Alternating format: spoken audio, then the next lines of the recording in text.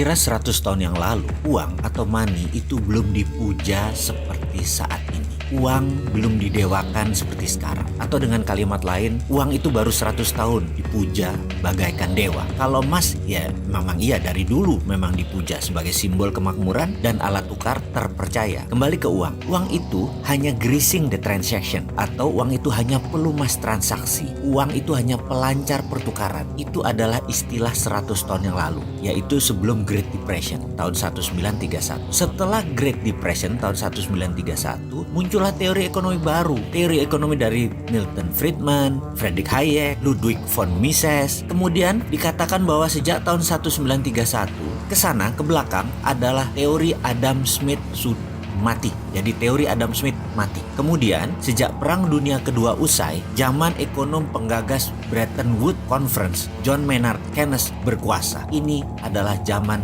Keynesian. Dalam zaman Keynesian, kata inflasi dan central bank adalah kuncinya. Uang menjadi harta sejajar emas. Walau faktanya pada kertas tertulis angka 50.000 dan lembaran 100.000, nilai kertasnya sama, nilai intrinsiknya sama. Tapi kok beda ya untuk ditransaksikannya? Itulah arti uang sekarang. Memiliki uang menjadi Tuhan tersendiri. Uang menjadi dipuja, uang bahkan disembah. Namun ada fakta baru. Di tahun 2008 ketika subprime mortgage terjadi, hancurlah bank, hancurlah raja uang, mitranya Federal Reserve. Maka dengan lantang kita seharusnya berani mengatakan Keynesian is dead, atau Keynesian sudah mati. Teori Keynesian usang.